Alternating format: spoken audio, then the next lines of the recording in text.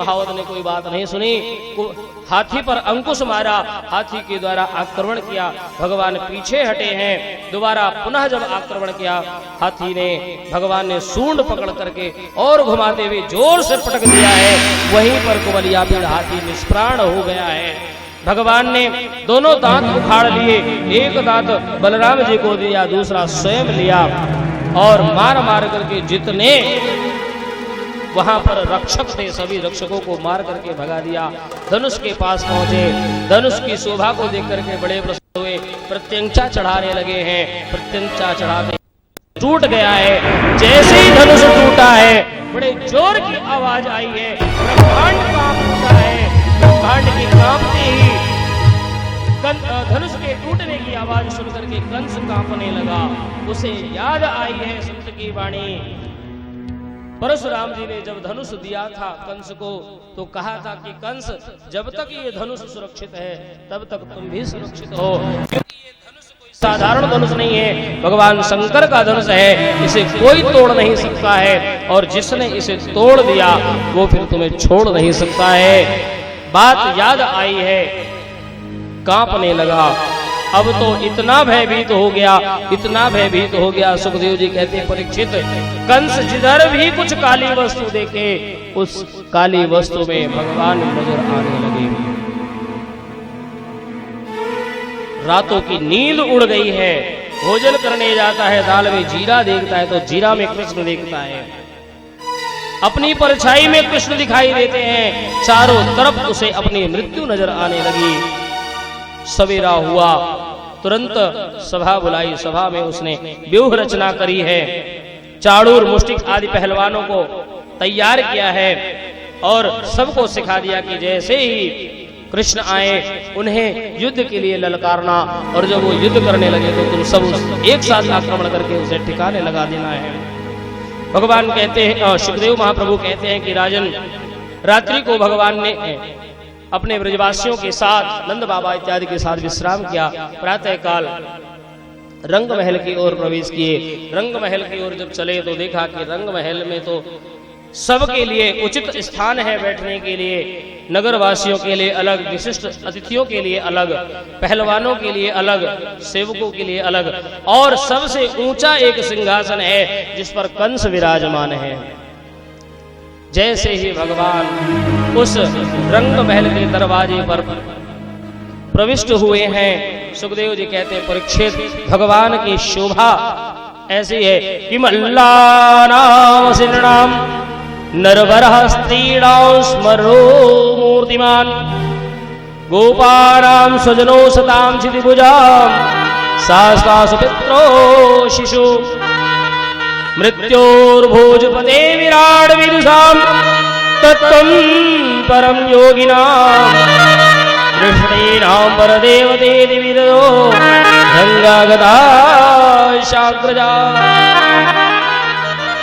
मल्लानाम असनाम, जो वहां उपस्थित उस रंग महल में उपस्थित पहलवान थे, उन पहलवानों को भगवान कठोर भुजा वाले पहलवान नजर आते हैं। स्त्रियों को स्वजनों की भांति नजर आते हैं।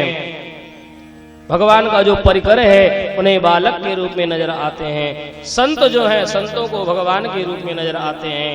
मृत्यु और भोजपदे विराट विदुषां, और तो कंस को साक्षात काल के रूप में दिखाई दे रहे हैं। ठीक उसी प्रकार से जैसे भगवान श्री रामचंद्र जब यज्ञ मंडप में पधारते हैं जनकपुर में, तो जितने नर नारी हैं, रंग महल में उपस्थित जितने लोग हैं, सबको भावना अनुसार दिखाई देते हैं। बाबा तुलसी बड़ी सुंदर बात लिखते हैं कि जिनके रही भावना जैसी, जिनके रही भावना जैसी, जिनके रही भावना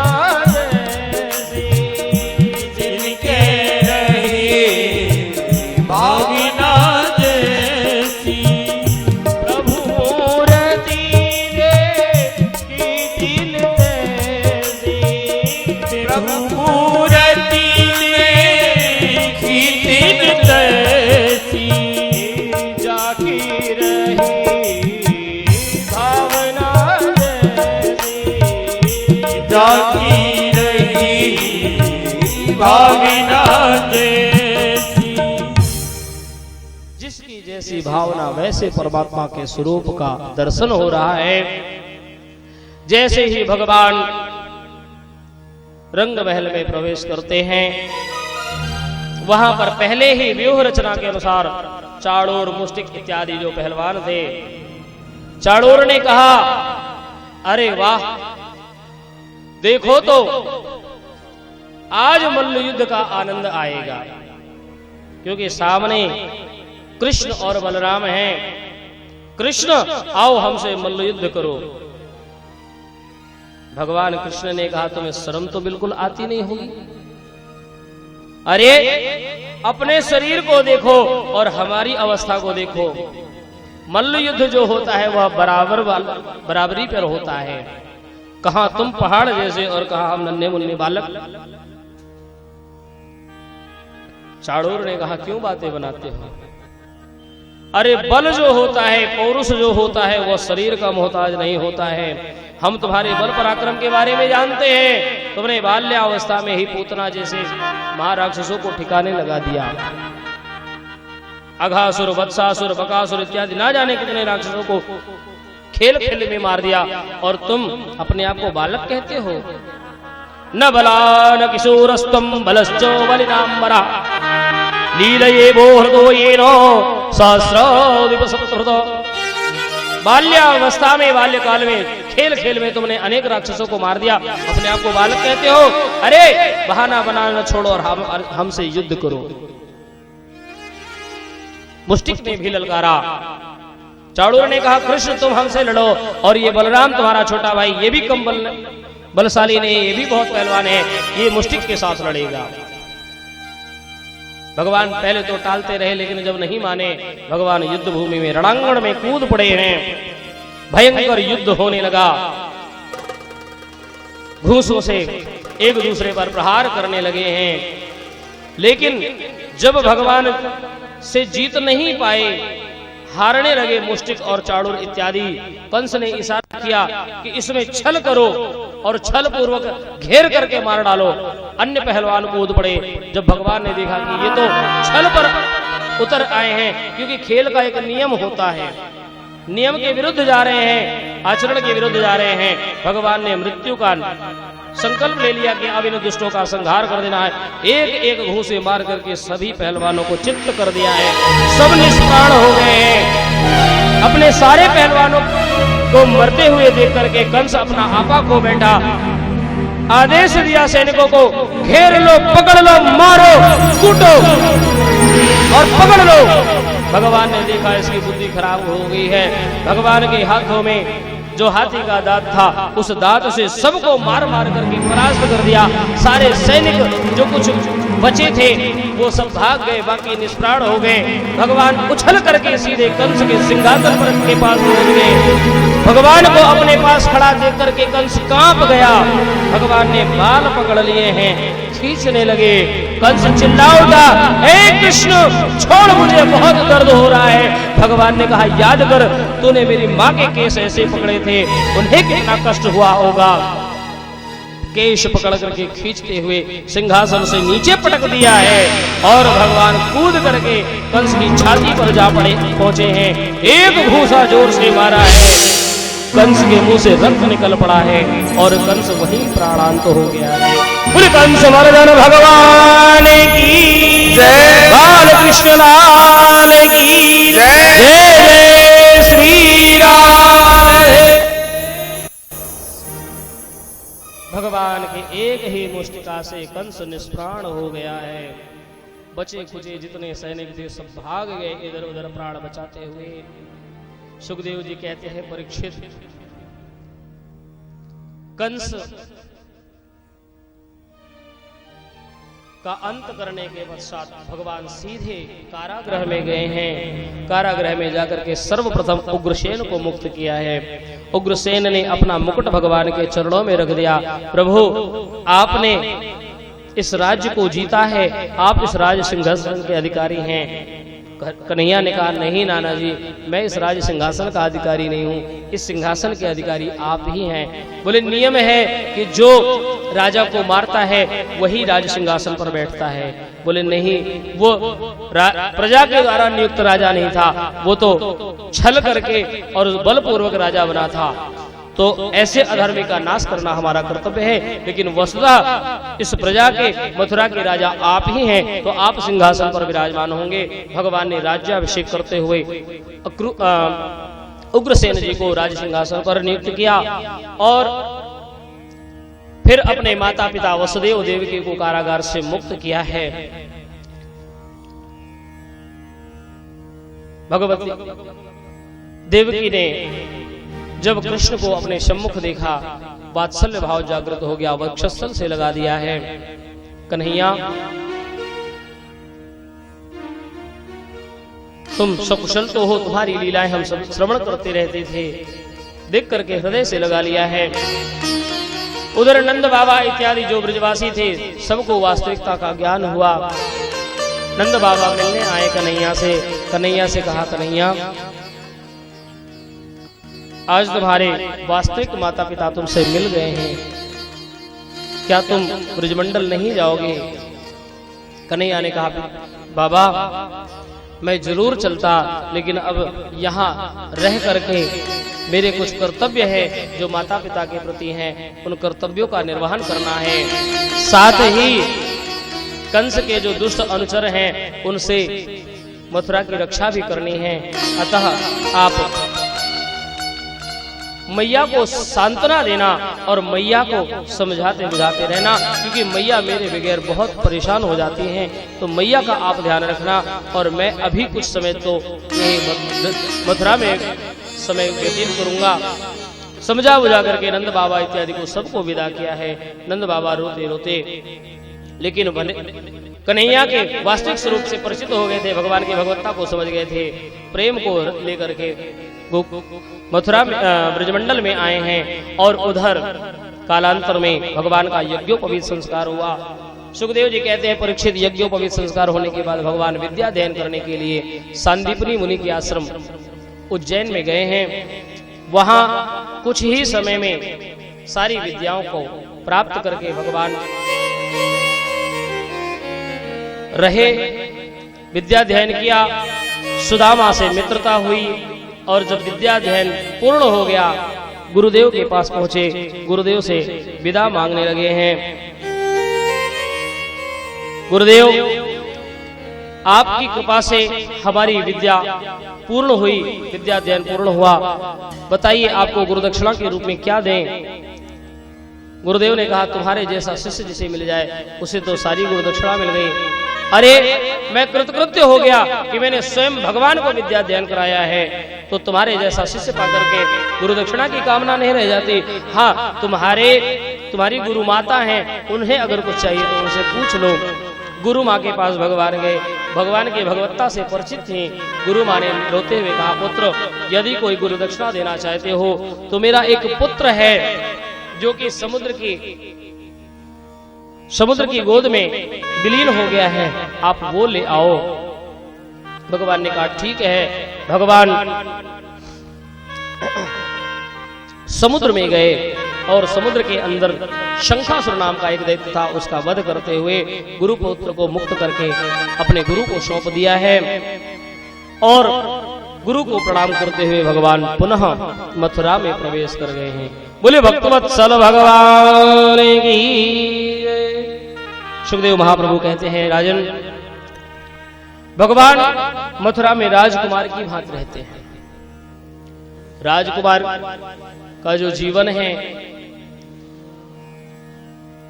तो राजकुमारों की एक विशिष्ट मर्यादा होती है।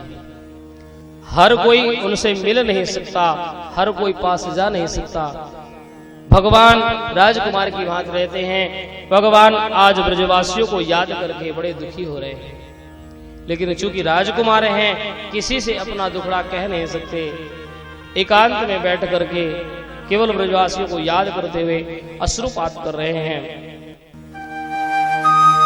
उद्धव जी आए, भगवान को प्रणाम किया और कहा, प्रभु आप तो सच्चिदानंद हैं, आनंद घन हैं, और आपके नेत्रों में अश्रु, ये बात कुछ समझ में नहीं आई। भगवान ने कहा, उद्धव आज मुझे बाबा नंद, मैया यशोदा और उन ब्रजवासियों की याद आ रही है। क्या समय था, क्या जीवन था, कैसे वहां आनंदित होकर के सबके मध्य रहता था। ना जाने मेरे बगैर वो किस हाल में होंगे, कैसे उनका जीवन होगा। उद्धव ने कहा, महाराज बस इतनी छोटी सी बात? अरे मथुरा से ब्रजमंडल कोई ज्यादा दूर नहीं है, अगर इतनी ही उनकी चिंता हो रही है तो चलो उनसे मिलाओ। बोले नहीं, मैं वहां नहीं जा सकता। क्यों? क्योंकि जब से कंस मारा गया है, कंस की मृत्यु का प्रतिशोध लेने के लिए कंस का जो ससुर है जरासंध, वो बार बार सैनिकों को लेकर के मथुरा में आक्रमण करता रहता है। और चूंकि शत्रु का मित्र भी शत्रु होता है, शत्रु का जिससे संबंध होता है वह भी शत्रु की श्रेणी में आता है। तो इसलिए भगवान नहीं चाहते कि मैं ब्रजवासियों के पास जाऊं, क्योंकि यहाँ तो सारी व्यवस्था है, यहाँ सैनिक हैं, मैं हूं, सब बातें। ब्रजमंडल में कोई नहीं है, वो सब बेचारे साधारण ग्वाले हैं। शस्त्र विद्या उन्हें नहीं आती, युद्ध करना उन्हें नहीं आता, उन्हें तो केवल प्रेम आता है, प्रेम से रहना आता है, गौ सेवा आती है। अगर भगवान मथुरा ब्रजमंडल जाते हैं तो कहीं ऐसा ना हो कि भगवान से का बैर गांठने के लिए, भगवान से प्रतिशोध लेने के लिए राक्षस वहां पर आक्रमण कर दे। अपने पास भी नहीं बुला सकते। उद्धव जी मेरा एक काम कर दो, आप मेरी तरफ से ब्रजमंडल में जाओ और ब्रजमंडल में जाकर के मेरे बाबा नंद, मैया यशोदा, उन्हें सांत्वना धारण कराओ, उन्हें मेरे वास्तविक स्वरूप से परिचय कराओ, और जो गोपियां हैं, ग्वाले हैं, उन सबको भी धैर्य धारण कराओ। मानो भगवान आज उद्धव के ज्ञान, उद्धव का जो ज्ञान है, उस ज्ञान के अभिमान को दूर करना चाहते हैं। क्योंकि उद्धव बहुत ज्ञानी है, देवगुरु बृहस्पति के समान ज्ञानी है, भगवान के वास्तविक स्वरूप से परिचित हैं। और संत कहते हैं कि ज्ञानी को कभी कभी अपने ज्ञान का अभिमान हो जाता है, वही अभिमान उद्धव जी को है। तो वो अभिमान दूर करने के लिए भगवान ने प्रेमियों के मध्य में भेजा है। भगवान को ज्ञानी भी प्रिय हैं। भगवान ने स्वयं रामचरितमानस में कहा है कि ज्ञानी होते अति प्रिय विज्ञानी। मुझे ज्ञानी भी प्रिय है, वैज्ञानिक भी प्रिय हैं। सब मम प्रिय सब जग उपजाए, सब ते अधिज मनुज मोहि भाई, तिन मोह द्विज द्विज मोह सृत धारी। तो भगवान ने स्वीकार किया है। लेकिन आज उद्धव को चूंकि अपने ज्ञान का अभिमान है, इसलिए भगवान ने उद्धव को ब्रजमंडल में भेजा। जब जाने लगे तो भगवान ने अपना पीतांबर दे दिया, क्योंकि उद्धव को वहां कोई नहीं पहचानता। उद्धव इससे पहले ब्रजमंडल में नहीं गए, और उद्धव अगर बिना किसी विशिष्ट पहचान के जाएंगे, बिना किसी आइडेंटिटी के जाएंगे, तो कोई इन्हें पहचानेगा नहीं, और जो पहचानेगा नहीं तो इनकी बात कोई सुनेगा नहीं। भगवान ने अपना पीतांबर दिया, संदेश दिया, और उद्धव जी ब्रजमंडल में पहुंचे हैं। ब्रजमंडल में जब जाकर के पहुंचे तो देखते हैं कि एक जलधारा बह रही है, बिल्कुल नदी के समान। वो जलधारा पहले नहीं थी। पहले मथुरा और ब्रजमंडल के मध्य में केवल यमुना जी थे, लेकिन यहाँ तो दो दो धाराएं दिख रही हैं, यमुना जी अलग और वो दूसरी जलधारा अलग। भ्रमित हो गए। राहगीर से पूछा, क्यों भैया ये ब्रजमंडल है? बोले हाँ ब्रजमंडल यही है। तो नंद बाबा का घर कहाँ है? बोली ये जो जलधारा देख रहे हो ना, इस जलधारा के साथ साथ चले जाना, जहां ये समाप्त हो जाए समझ लेना वही बाबा नंद का घर है। क्योंकि जिस दिन से भगवान ब्रजमंडल को छोड़ करके गए हैं। बाबा आनंद, मैया यशोदा और ब्रजवासी इतने रोए हैं कि उनके आंसू नदी की धार के रूप में बह रहे हैं। बाबा आनंद के पास पहुंचे, नंद बाबा को प्रणाम किया। बाबा, मैं कृष्ण का संदेश लेकर के आया हूं। जैसे कृष्ण का नाम लिया, अरे तुम मेरे कृष्ण को जानते हो? कहां है, कैसा है? कभी हमारी याद तो करता है कि नहीं करता? क्या उसे हमारे बगैर नींद आती है? जब उसे भूख लगती होगी तो कौन भोजन कराता होगा?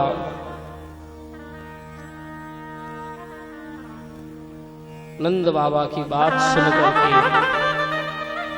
आश्चर्यचकित हो गए। उद्धव ने कहा, बाबा आप इतना प्रेम करते हैं? अरे ये प्रेम का बंधन बहुत अटपटा होता है, अटूट होता है। बाबा निकलो इस भ्रम से बाहर। जिसे तुम अपना पुत्र मानते हो वो तुम्हारा पुत्र नहीं है, वो तो सच्चिदानंद आनंद घन परमात्मा है। वो सर्वथा बंधन से परे हैं। बाबा ने कहा, तेरे लिए होंगे। अरे अगर वो बंधन से परे है, परमात्मा है, तो जब उसकी मैया उखल से बांध रही थी तो अपने आप को मुक्त क्यों नहीं करा लिया? मुझे क्यों बुला रहा था? बाबा मुझे छुड़ा दो, मैया बांध रही है। देख वो उखल पड़ा है, उसी उखल में यशोदा ने बांधा था, और जब मैंने खोला था तब वो मुक्त हुआ था।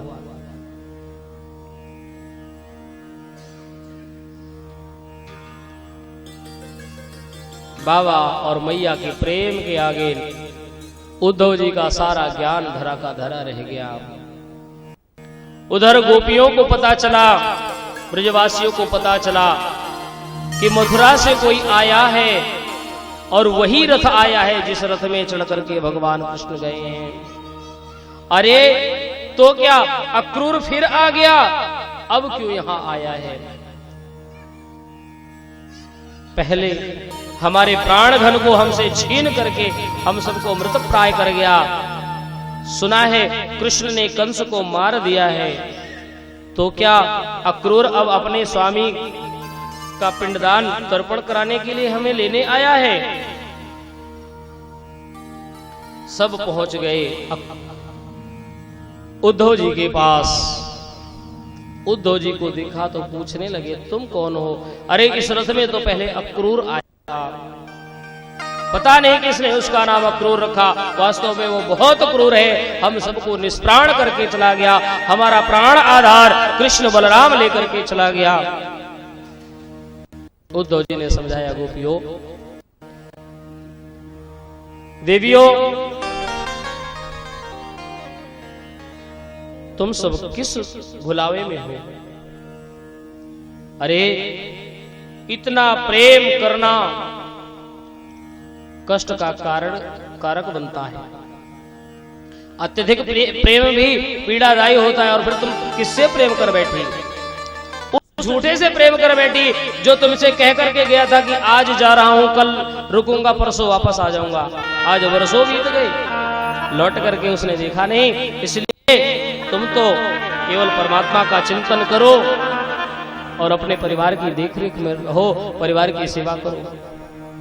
गोपियों ने कहा, उद्धव जी ये कोई नया काम नहीं उसने किया है।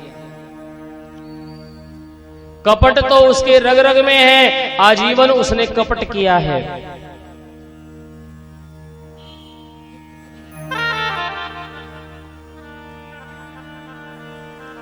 छल से स्त्री बनकर के राक्षसों से अमृत छीन करके देवताओं को पिला दिया। छल करके ही, कपट के द्वारा पेड़ के पीछे छिप करके बाली को मार दिया। तो कपट तो उसके रग रग में है, जन्म जन्मांतर से वो कपटी है, सदा का कपटी है। ये बात जब उद्धव जी ने सुनी तो उनका सारा ज्ञान समाप्त हो गया कि अरे ये तो प्रभु के स्वरूप से परिचित हैं। और मैं इन्हें भगवान के स्वरूप का परिचय कराने आया हूं। नतमस्तक हो गए हैं। सुखदेव जी कहते हैं, परीक्षित, गोपियों के प्रेम को देख करके आज उद्धव का सारा ज्ञान का जो अभिमान था वो अभिमान दूर हो गया है। सखिया कहती है कि ये तो प्रेम की बात है उद्धव, बंदगी तेरे बस की नहीं है। ये तो प्रेम की बात है उद्धव, बंदगी तेरे बस की नहीं है। ये तो प्रेम की बात है उद्धव, बंदगी तेरे बस की नहीं है। ये तो प्रेम की बात है।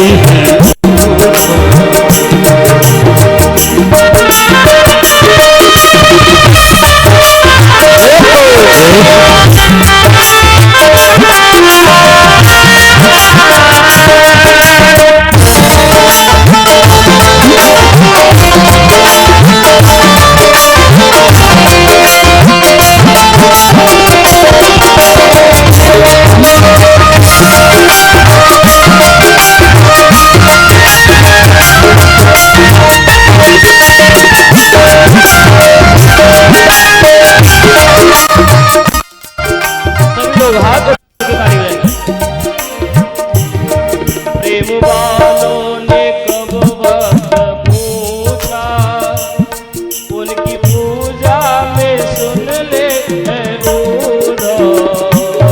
प्रेम वालों ने कब वक्त पूछा, उनकी पूजा में सुन ले उद्धव। प्रेम वालों ने कब वक्त पूछा, उनकी पूजा में सुन ले उद्धव। प्रेम वालों ने कब वक्त पूछा, उनकी पूजा में सुन ले उद्धव। यहाँ दम दम में होती है पूजा, यहाँ दम दम में होती है पूजा। उठाने की फुर्सत नहीं है।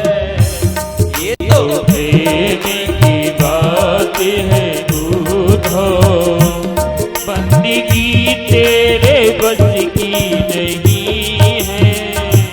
यहाँ सर्दे के होते हैं सौदे, यहाँ सर्दे के होते हैं सौदे। आस की इतनी सस्ती नहीं है। ये तो प्रेम की बात है उद्धव। ये हो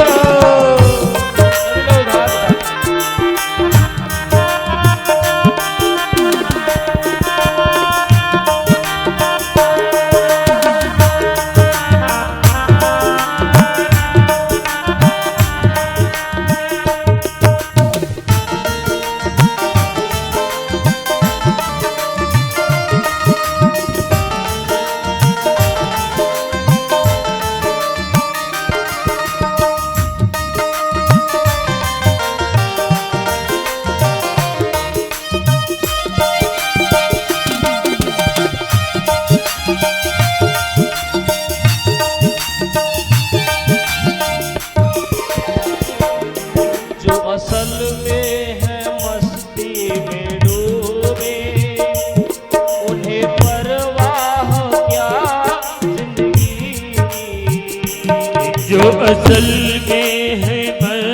में डूबे, उन्हें परिवाह क्या जिंदगी की। वो जो असल में है मस्ती में डूबे, उन्हें परवाह क्या जिंदगी की। जो असल में है मस्ती में डूबे, उन्हें परिवाह क्या जिंदगी की। जो उतरती है देखो उतरती है चढ़ती है मस्ती, वो हकीकत में मस्ती नहीं है। उतरती है चढ़ती है मस्ती, वो हकीकत में मस्ती नहीं है।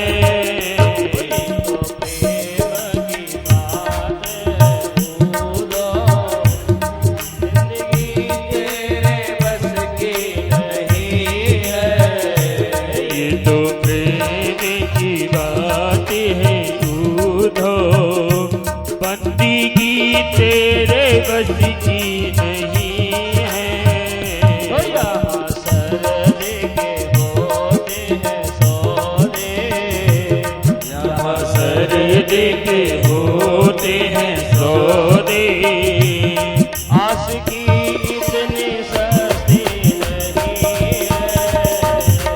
तो प्रेम की बात है उधो, बंदगी तेरे बस की नहीं है।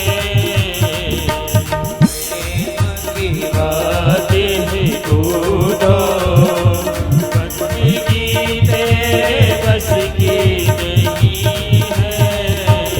बंदगी तेरे बस की नहीं है। बंदगी तेरे बस की नहीं। ये तो प्रेम की बात है उधर। आज गोपियों के प्रेम के आगे उद्धव जी का सारा ज्ञान धरा का धरा रह गया। गोपियों को प्रणाम करके और आज प्रेम धारण करके ज्ञान का परित्याग करके भगवान के पास पहुंचे। सुखदेव जी कहते हैं, परीक्षित,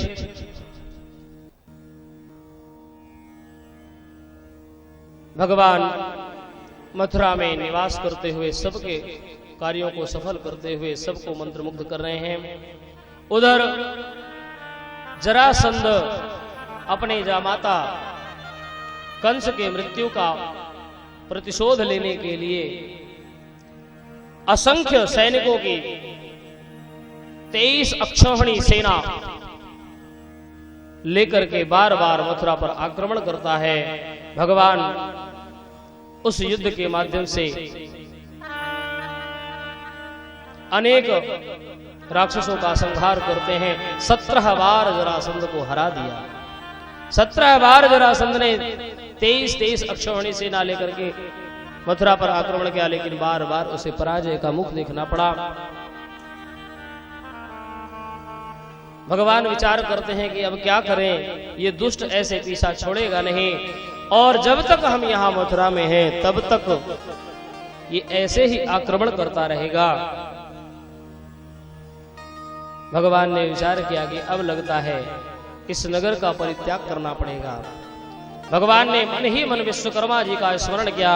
विश्वकर्मा जी ने मथुरा से बहुत दूर समुद्र के किनारे समुद्र की गोद में द्वारकापुरी का निर्माण कर दिया है, और भगवान की इच्छा से जितने भी भगवान का परिकर है सबको द्वारिका में पहुंचा दिया।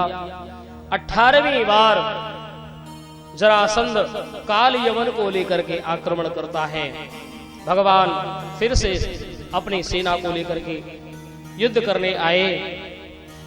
जब सेना संहार होने लगी, जरासंध पराजित होने लगा, काल यवन को आगे कर दिया। काल यवन भगवान पर आक्रमण करता है। चूंकि भगवान के हाथों से काल यवन की मृत्यु नहीं है, इसलिए भगवान काल यवन से हारने का अभिनय करते हुए भाग चलते हैं। भगवान आगे आगे, काल यवन पीछे पीछे। भगवान भागते भागते एक पर्वत शिखर पर चढ़ गए हैं। उस पर्वत शिखर पर एक गुफा है। गुफा में मुचकुंद नामक शूरवंशी राजा वो विश्राम कर रहे हैं, सो रहे हैं। भगवान ने अपना पीतांबर मुचकुंद को उड़ा दिया है। और स्वयं अंतर्ध्यान हो गए। पीछे से जरासंध आया, जब भगवान के पीतांबर को देखा, मुचकुंद को कृष्ण समझ लिया, पाद प्रहार किया। हे भगोड़े, यहाँ गुफा में छुप करके सो रहा है, उठ, तेरा काल तेरे सामने खड़ा है। बार बार पाद प्रहार किया। जैसे ही पाद प्रहार से मुचकुंद जागे, उन नेत्र खोलते ही नेत्रों से ज्वाला निकली है और उस ज्वाला से काल यवन भस्म हो जाता है। जैसे काल यवन भस्म हुआ, भगवान प्रत्यक्ष दर्शन देते हैं मुचकुंद को। मुचकुंद भगवान के दर्शन पा करके कृतकृत्य हो जाता है। बोले भक्त वत्सल भगवान की जय। मुचकुंद वह प्रतापी राजा है, सूर्यवंशी राजा है, जिसने देवासुर संग्राम में देवताओं की तरफ से युद्ध किया था और अंत में युद्ध में विजयी होकर के जब देवताओं ने वरदान मांगने को कहा, तो राजा ने कहा कि देखो, बहुत काल तक मैंने युद्ध किया है, मुझे निद्रा आ रही है, मैं ठीक ढंग से सो नहीं सका, इसलिए मुझे नींद चाहिए। और अगर कोई मेरी नींद में बाधा बनेगा तो वह मेरी नेत्र ज्वाला से भस्म हो जाएगा। ऐसा वरदान मांगा, देवताओं ने वरदान प्रदान किया था और आज वही उस वरदान के माध्यम से भगवान ने कालियावर को भस्म किया है। मुचकुंद पर भगवान ने कृपा करी, मुचकुंद का उद्धार किया। बोले भक्तवत्सल भगवान की जय। चारों तरफ से उस पर्वत को जरासंध के सैनिकों ने घेर लिया। जरासंध ने विचार किया कि ऐसे जंगल में कहां उसको ढूंढते फिरेंगे। सैनिकों को आदेश दिया, पूरे पहाड़ को ही आग लगा दो, कृष्ण बलराम जहां होंगे स्वयं मारे जाएंगे। सैनिकों ने आग लगा दिया। भगवान उस पर्वत से छलांग लगा करके सीधे द्वारका पर पहुंच जाते हैं। द्वारका में भगवान द्वारकाधीश बन करके विराजमान है। बोले द्वारकाधीश भगवान की जय। द्वारका में भगवान द्वारकाधीश बनकर के विराजमान है, पूरा परिकर वहां विराजमान है। कालांतर में बलराम जी का विवाह राजा रैवत की पुत्री रेवती के साथ होता है। राजा रैवत सूर्यवंशी राजा थे, इन्हें अपनी पुत्री के लिए कोई सुयोग्य वर नहीं मिल रहा था। ब्रह्मा जी के पास गए, सतयुग के राजा थे। राजा ने ब्रह्मा जी से पूछा, मेरी पुत्री के लिए कोई सुयोग्य वर बताओ। ब्रह्मा जी ने कहा, अरे जितने क्षण तो यहाँ मेरे यहाँ रुका है ना, इतने क्षण में तेरी पृथ्वी पर कई युग बीत गए हैं, लेकिन अब भी देर नहीं हुई है। शेषा अवतार बलराम जी पृथ्वी पर विराजमान हैं, तो उनके साथ अपनी पुत्री का विवाह कर दे। जैसे ही ब्रह्मा जी की बात सुनकर के राजा रैवत पृथ्वी पर आए, तो देखता क्या है कि यहाँ की तो सृष्टि ही बदल गई है। कहा सतयुग के जो मनुष्य थे 16-16 हाथ लंबे होते थे और आज 7-7 हाथ के मनुष्य हैं। रेवती ब्रह्मा जी के कहने के अनुसार रेवती का विवाह बलराम जी के साथ कर दिया, लेकिन अब जोड़ी देखिए, जब बलराम जी रेवती के साथ द्वारका में प्रवेश हुए, भगवान कृष्ण हंसने लगे। भैया, बड़ी भाभी के बड़े भाग काहे? बोले जब भी बात करेंगे सिर झुका के ही बात करना पड़ेगा। कैसी जोड़ी है? कहा रेवती जी बहुत लंबी, कहा बलराम जी छोटे। परिहास जब भगवान ने किया तो ठीक नहीं लगा, उन्होंने मूसल हल रखा रेवती के ऊपर और मूसल से ऐसा झटका दिया कि बिल्कुल बराबर कर लिया। सुखदेव महाप्रभु कहते हैं, बलदाऊ जी के मंदिर में जाकर के दर्शन करो। बलदाऊ जी तो प्रत्यक्ष विराजमान है, लेकिन उनकी रेवती उसी मूसल के डर के मारे कोने में खड़ी है बेचारी। बोले द्वारकाधीश भगवान की जय।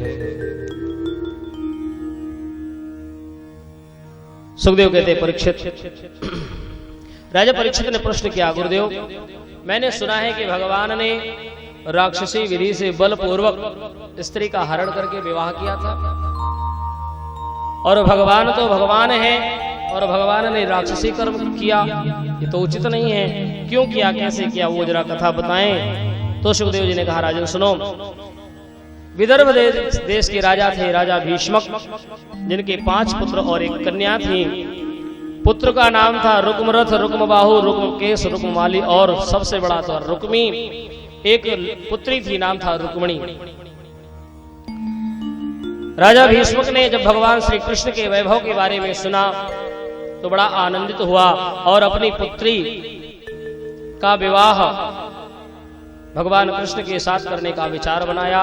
पांचों पुत्रों को बुलाया और अपना मनोरथ प्रकट किया कि देखो, द्वारकाधीश कृष्ण जिनका ऐश्वर्य सर्वत्र व्याप्त है, मैं उनके साथ अपनी पुत्री का विवाह करना चाहता हूं। तुम लोगों की क्या राय है? बाकी चार तो मान गए, लेकिन रुक्मी, चूंकि रुक्मी की मित्रता शिशुपाल इत्यादि दुष्ट राजाओं से थी। रुक्मी खड़ा हो गया और कहने लगा, पिताजी ये बिल्कुल उचित नहीं है, मैं अपनी बहन का विवाह उस भगोड़े कृष्ण के साथ बिल्कुल नहीं करूंगा। अरे ना उसकी माता का पता, ना पिता का पता, ना कुल, ना खानदान, ना कुछ, और सबसे बड़ी बात वो युद्ध से भागा हुआ है, और क्षत्रिय अगर युद्ध से भाग गया तो उसका क्षत्रित्व नष्ट हो गया। तो फिर क्या बहन को ऐसे ही कुमारी रखोगे? बोले नहीं, मैं अपनी बहन का विवाह अपनी इच्छा अनुसार बहुत अच्छी जगह करूंगा, और आप चिंता ना करो, बहन के विवाह की चिंता आप छोड़ दो, आप तो अपना भजन करो, ये सारी जिम्मेदारी मेरी है। ठीक है बेटा, आप घर का बड़ा बेटा है, ज्यादा बहस नहीं कर सकते, ठीक है, जैसी तेरी मर्जी। रुक्मी सीधे शिशुपाल के पास गया और जानता था कि शिशुपाल उसकी बहन से प्रेम करता है। शिशुपाल से पूछा, शिशुपाल तुम मेरे मित्र हो? बोले हाँ। एक बात बताओ, मेरी बहन से प्रेम करते हो? संकुचित हो गया, लेकिन इशारों में ही कहा हाँ। अच्छा तो विवाह करोगे? बोले जैसी तुम्हारी मर्जी। ठीक है, परसों बारात लेकर के आ जा। पिताजी से कहा, पिताजी मैंने कहा था ना कि विवाह की चिंता छोड़ दो, विवाह पक्का कर दिया, परसों बारात आ रही है। आश्चर्यचकित हो गए राजा भीष्म, परसों बारात आ रही है? अरे भैया, वर कौन है, उसका कुल खानदान क्या है, और फिर मंगनी, रोका, टीका, दुनिया भर के काम होते हैं, तुम कह रहे हो परसों बारात? बोले वो सब मैं नहीं जानता, परसों बारात आ रही है, जो करना है सब अपने आप कर लेना, मेरा तो ऐसे ही काम है, चटमंगनी और पट ब्याह। बोलो राधे राधे, जय श्री राधे। उधर रुक्मी को पता चला कि उसके बड़े भाई ने उसका विवाह शिशुपाल के साथ तय कर दिया है, परसों बारात आ रही है। व्यथित हो गई, रोती रोती अपनी भाभी के पास पहुंची। भाभी,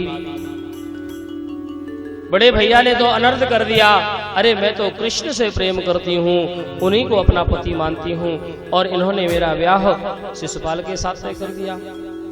भाभी ने कहा, अरे पगली, ये सब बातें तुमने मुझे पहले क्यों नहीं बताया? अरे शायद पहले बताया होता तो मैं कुछ कर पाती, लेकिन अब तो बहुत देर हो गई। लेकिन फिर भी चिंता ना कर, अभी कोई ज्यादा देर नहीं हुई है। तुम एक काम करो, पत्र लिखो और पत्र सीधे द्वारकाधीश के पास भेजो। रुक्मिणी ने पत्र लिखा है। पत्र लिख करके ब्राह्मण के हाथ में देकर के कहा कि ब्राह्मण देवता, अब मेरे जीवन की आस, जीवन का आधार आपके हाथ में है। आप शीघ्र जाओ, ये चिट्ठी भगवान कृष्ण को प्रदान करो और उनसे कहना कि शीघ्र ही जल्दी आए, कहीं ऐसा ना हो कि सिंह का भाग कोई सियार लेकर के चला जाए। ब्राह्मण देवता पत्र को लेकर के डंडा घुमाते हुए सीधे द्वारकापुरी पहुंचे हैं। द्वारकापुरी में सेवकों से पूछा, द्वारपालों से पूछा, कृष्ण कहाँ मिलेंगे? द्वारपालों ने भगवान कृष्ण के महल की ओर इशारा कर दिया। ब्राह्मण देवता सीधे भगवान कृष्ण के अंतःपुर में प्रविष्ट हो गए, क्योंकि भगवान कृष्ण के यहाँ भगवान ने सबको आदेश दे रखा है कि कोई भी ब्राह्मण, कोई भी संत अगर मुझसे मिलना चाहता है तो उसके लिए कोई फॉर्मेलिटी नहीं है, कोई रोक टोक नहीं है, बेरोक मेरे पास आने देना। अन्य अगर कोई राजा इत्यादि आते हैं तो उनके लिए मर्यादा है, लेकिन ब्राह्मण और संत अगर कोई आता है तो बेरोक टोक मेरे पास आने देना। ब्राह्मण देवता गए, भगवान ने ब्राह्मण को सादर अपने सिंहासन पर बिठाया, चरण सेवा करी, पूजा अर्चना किया, भोजन इत्यादि कराया, और इसके बाद पूछा ब्राह्मण देवता, अब बताइए क्या बात है? बोले मैं आपके निमित्त एक पत्र लेकर के आया हूं।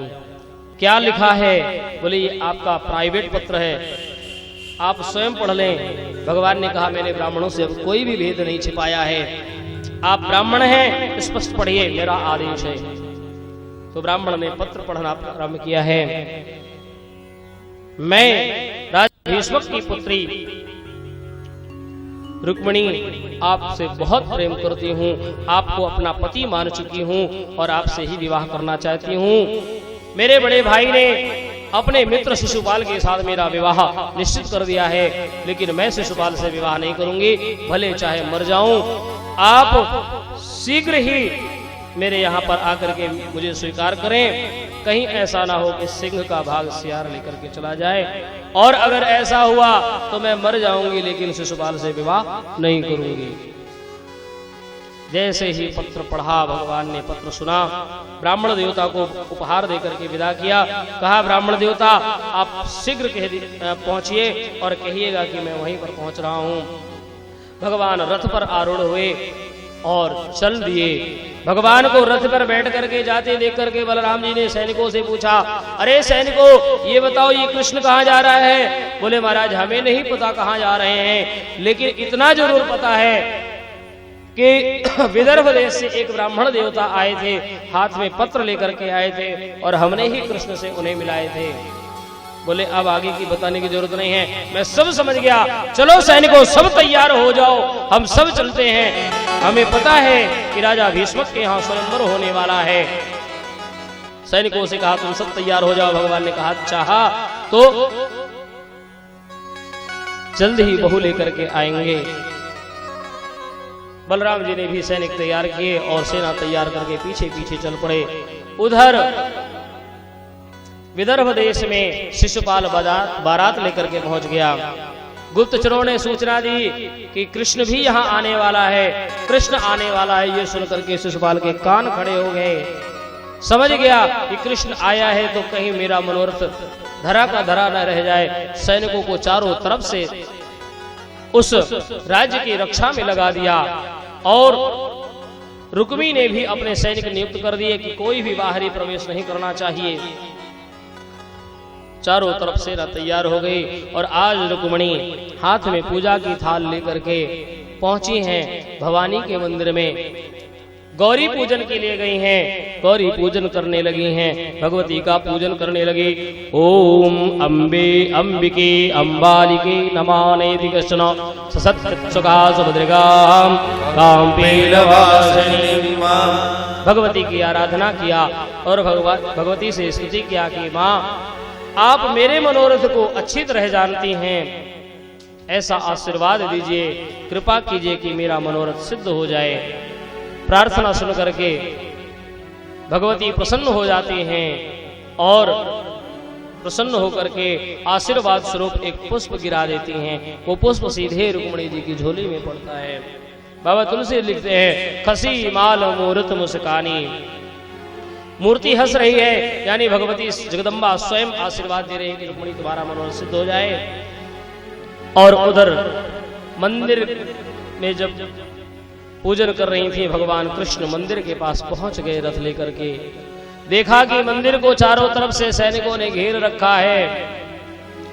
अपने माधुर्य मुस्कान से सभी सैनिकों को मोहित कर लिया। मंदिर में प्रविष्ट हुए, रुक्मिणी का हाथ पकड़ करके मंदिर से बाहर ले आए।